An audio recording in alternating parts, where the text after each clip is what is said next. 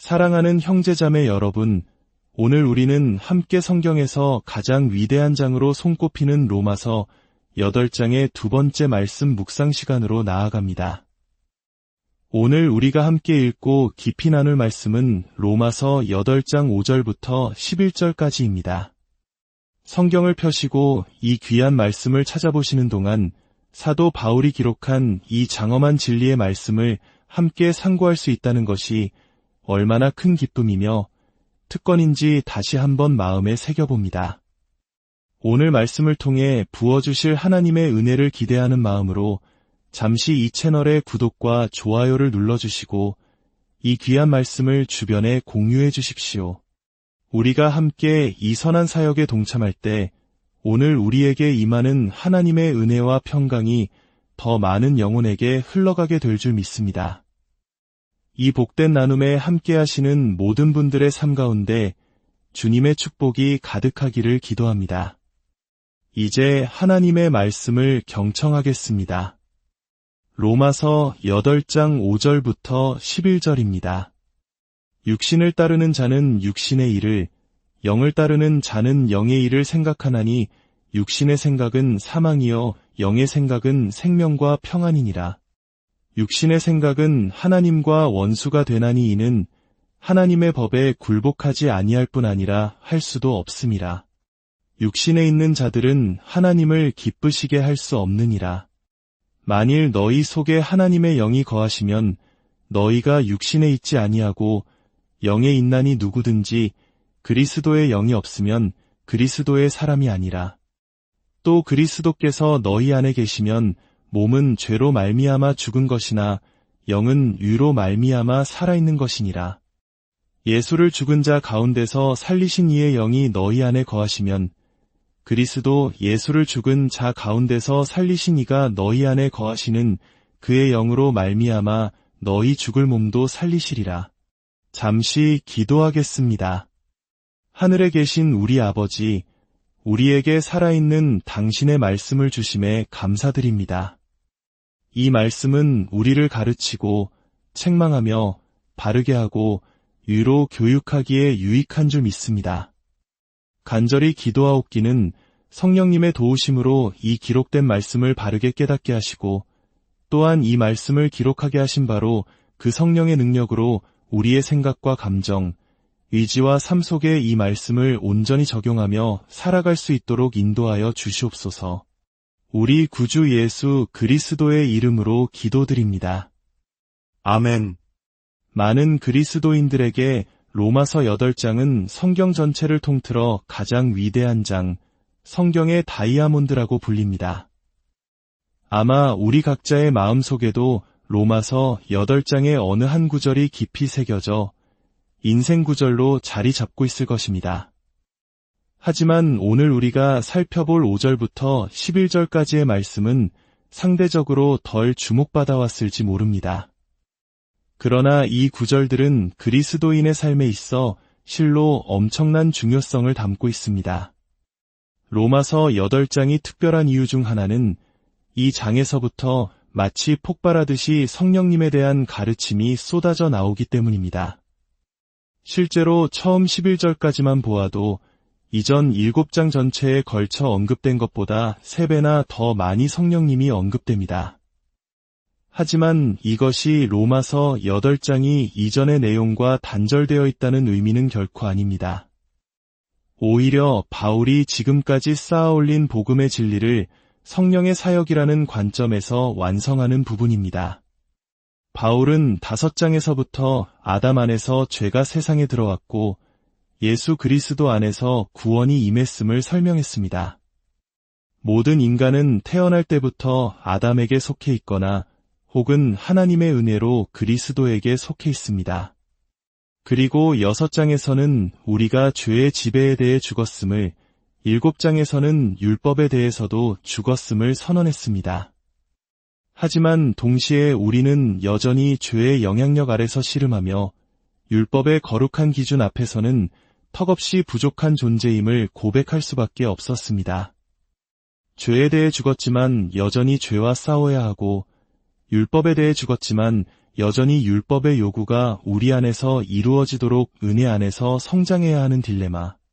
이것이 바로 그리스도인의 현실입니다. 이 제8장에서 바울은 이 모든 영적 싸움의 해답을 제시합니다.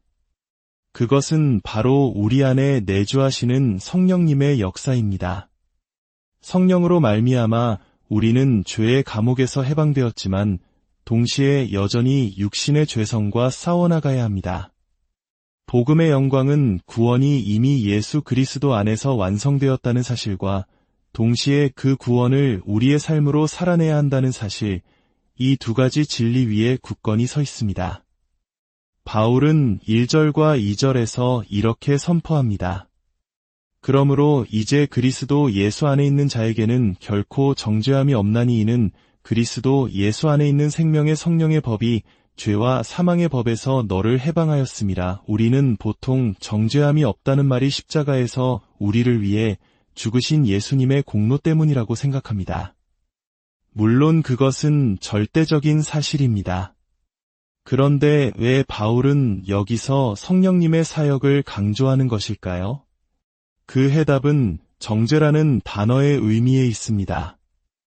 여기서 사용된 헬라어 카타크리마는 단순히 판사가 유죄 판결을 내리는 것만을 의미하지 않습니다. 그것은 유죄 판결을 받은 죄수가 그 형벌을 실제로 살아내야 하는 집행의 의미까지 포함합니다. 즉, 바울이 로마서 8장에서 말하고자 하는 핵심은 이것입니다. 우리는 예수 그리스도 안에서 죄의 책임으로부터만 자유로워진 것이 아니라 성령님을 통해 죄의 세력 아래서 죄의 노예로 살아가는 그 삶 자체로부터 해방되었다는 것입니다. 구약의 율법을 생각해 보십시오. 율법은 나병 환자에게 당신은 나병 환자이므로 공동체에서 격리되어야 한다고 선언할 수는 있었습니다. 하지만 율법은 결코 나병 환자를 깨끗한 사람으로 변화시킬 능력은 없었습니다. 그러나 복음서에 나타난 우리 주 예수님은 율법이 할 수 없었던 바로 그 일을 행하셨습니다. 손을 내밀어 만지시며 말씀하시자 나병 환자는 깨끗하게 되었습니다. 바로 이것이 바울이 설명하는 복음의 능력입니다. 율법은 우리를 정죄했지만 그리스도께서 우리의 죄책을 짊어지셨습니다. 그리고 이제 그분은 성령님을 우리에게 보내주시어 우리를 변화시키십니다. 더 이상 육신의 노예가 아니라 성령 안에서 하나님과 자유로운 교제를 누리는 새로운 피조물로 살아가게 하시는 것입니다. 이 놀라운 진리를 설명하기 위해 바울은 탁월한 스승처럼 아주 선명한 대비를 사용합니다. 과거의 삶과 현재의 삶, 육신에 속한 삶과 영에 속한 삶을 극명하게 대조하며 보여주는 것입니다. 오늘 본문에서 우리는 세 가지 특별한 대비를 발견할 수 있습니다. 첫 번째 대비는 생각의 방향에 대한 것입니다. 5절은 말합니다. 육신을 따르는 자는 육신의 일을, 영을 따르는 자는 영의 일을 생각하나니 우리의 마음은 마치 나침반과 같습니다. 질문은 이것입니다. 당신의 마음이라는 나침반은 어느 방향을 가리키고 있습니까? 세상을 향해, 육신을 향해 아래로 향하고 있습니까? 아니면 하늘을 향해, 성령님을 향해 위로 향하고 있습니까? 제가 과거에 교회에서 사역자를 채용하는 면접에 참여할 때 거의 항상 던졌던 질문이 있습니다.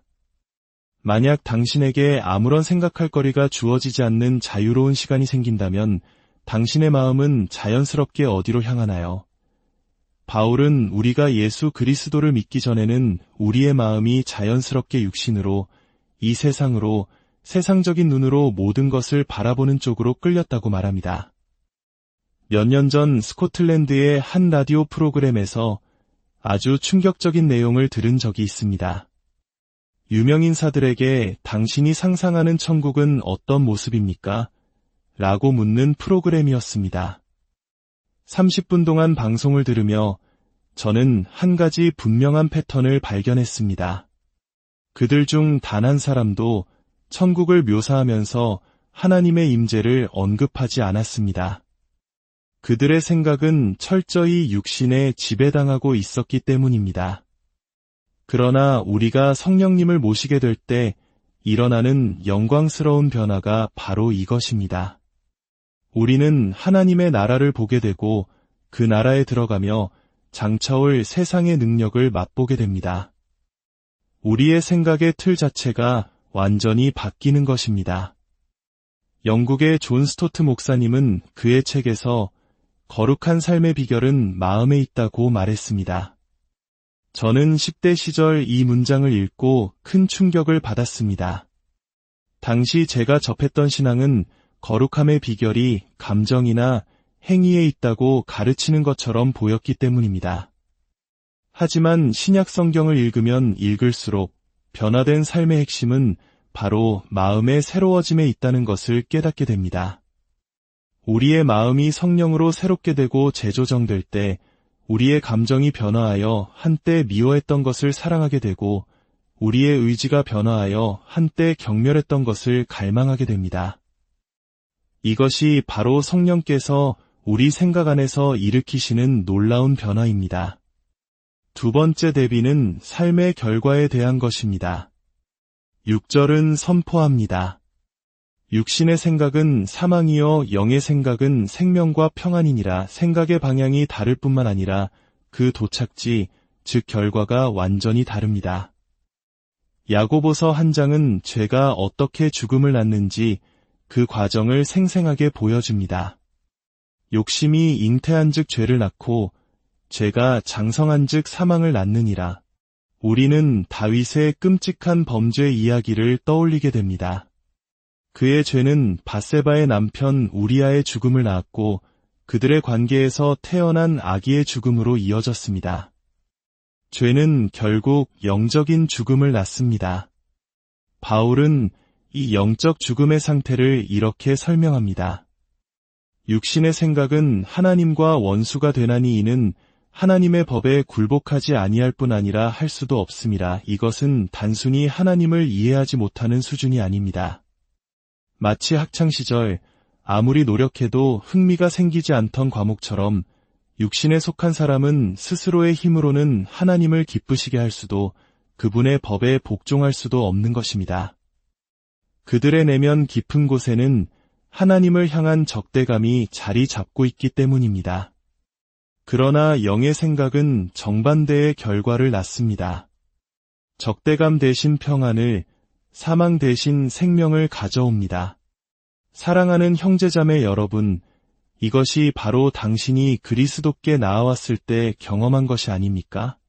우리 주 예수 그리스도로 말미암아 하나님과 누리는 평화, 그리고 내가 온 것은 양으로 생명을 얻게 하고 더 풍성히 얻게 하려는 것이라 하신 예수님의 약속이 실제가 되는 그 놀라운 생명력 말입니다. 우리는 아담에게서 그리스도에게로 옮겨진 후에야 비로소 이 진리의 의미를 깨닫기 시작합니다. 세 번째 대비는 이 모든 변화에 대한 근본적인 설명입니다. 이 놀라운 변화는 어떻게 가능해졌을까요? 9절부터 11절이 그 답을 줍니다. 만일 너희 속에 하나님의 영이 거하시면 너희가 육신에 있지 아니하고 영에 있나니 육신과 영을 두 개의 다른 나라라고 상상해 보십시오. 우리는 한때 아담이 왕이었고 죄가 사망 안에서 왕 노릇하던 육신의 나라에 살았습니다. 그러나 이제 우리는 예수님이 왕이시고 은혜가 성령을 통해 의를 이루는 영의 나라로 옮겨졌습니다. 우리는 새로운 나라의 시민이 되었고 새로운 정체성을 부여받은 것입니다. 바울은 이 사실을 여러 번 반복하며 강조합니다. 하나님의 영이 너희 안에 거하신다. 그리스도의 영이 없으면 그리스도의 사람이 아니다. 그리스도께서 너희 안에 계신다. 이것은 성부, 성자, 성령, 삼위일체 하나님께서 당신을 변화시키는 일에 모두 관여하고 계심을 보여줍니다. 성부 하나님께서 성자 예수님의 영이신 성령님을 우리에게 보내주시어 우리 안에 거하게 하십니다. 요한복음 14장에서 예수님이 약속하신 그대로입니다. 성령이 오시면 아버지와 아들이 와서 믿는 자 안에 그들의 집을 만드실 것입니다. 사랑하는 성도 여러분, 이것이 바로 당신에게 일어난 일입니다. 비록 보잘것없는 나일지라도 예수 그리스도를 믿을 때 삼위일체 하나님께서 당신 안에 거하기 시작하셨습니다. 당신은 아담의 왕국에서 우리 주 구주 예수 그리스도의 왕국으로 옮겨졌습니다. 그러므로 우리가 이 말씀에서 붙들어야 할 중요한 교훈이 있습니다. 첫째, 이 선명한 대비들을 통해 우리 주 예수 그리스도께서 우리 삶에 이루신 변화가 얼마나 경이로운 것인지 깨달아야 합니다. 제 개인적인 경험을 나누고 싶습니다. 저는 교회를 다니지 않는 가정에서 자랐지만 저희 집은 안식일을 엄격하게 지켰습니다. 어린 저에게 안식일은 아무것도 할 수 없는 끔찍한 날이었습니다. 그야말로 복음 없는 율법이었습니다. 감옥처럼 느껴졌습니다. 그러나 제가 예수 그리스도를 믿게 되었을 때 그날은 부활하신 구주와 교제하는 가장 복된 날로 완전히 변했습니다. 하루아침에 일주일 중 최악의 날이 최고의 날이 된 것입니다. 성령께서 하시는 일이 바로 이와 같습니다. 둘째, 우리는 성령의 내주하심으로 주어진 새로운 정체성이 얼마나 놀라운 것인지 알아야 합니다. 우리는 종종 성령의 은사나 능력에 대해 많이 생각합니다. 그러나 바울이 여기서 강조하는 것은 은사나 능력이 아니라 바로 성령의 임재 그 자체입니다. 예수 그리스도의 영이신 성령께서 내 안에 거하신다는 사실, 그리하여 내가 아담이라는 옛 나라에서 예수 그리스도라는 새 나라로 옮겨졌으며 완전히 다른 정체성을 부여받았다는 사실입니다. 골로새서 1장 27절은 이 비밀을 이렇게 표현합니다. 너희 안에 계신 그리스도신이 곧 영광의 소망이니라. 저는 15살 때 이 구절에 대한 설교를 처음 듣고 그날의 감격을 잊을 수 없습니다. 교회를 나서며 아무도 보지 않는 것을 확인하고는 집까지 춤을 추며 갔습니다. 내가 새로운 정체성을 받은 사람이구나 하는 기쁨 때문이었습니다. 성령께서 내 안에 거하시고 주 예수께서 그분의 왕국을 내 삶에 가져오셨다는 사실이 너무나도 벅찼습니다. 세상은 우리에게 너 자신이 누구인지 스스로 찾고 만들어가라고 말합니다. 그러나 성경은 우리에게 이미 예수 그리스도 안에서 가장 영광스러운 정체성이 주어졌다고 선포합니다. 당신은 예수 그리스도를 믿고 그분의 영이 거하시는 사람입니다. 이것이 당신에 대한 근본적인 진리입니다. 사랑하는 성도 여러분, 이 놀라운 진리를 이해하셨습니까? 이 생각의 방향의 대비, 그 결과의 극적인 차이, 그리고 이 모든 것을 가능케 한 신적인 설명, 즉 주 예수의 영이 우리 안에 거하신다는 이 절대적인 경이로움을 말입니다. 자신이 누구로 변화되었는지 아는 사람이라면 어찌 그리스도인의 삶이 세상에서 가장 영광스러운 삶이라고 생각하지 않을 수 있겠습니까? 하나님께서 우리 모두를 도우셔서 이제 그리스도 예수 안에 있는 자에게는 결코 정죄함이 없다는 이 진리가 주는 참된 자유와 기쁨을 마음껏 누리게 하시기를 축원합니다. 기도하겠습니다. 하늘에 계신 우리 아버지, 우리가 누구인지를 알게 하시고 성령으로 말미암는 기쁨으로 우리를 채워주시옵소서. 우리를 도우사 이제는 육신을 따르지 않고 성령을 따라 살아가는 참된 기쁨을 누리게 하옵소서. 우리 구주 예수 그리스도의 이름으로 기도드립니다.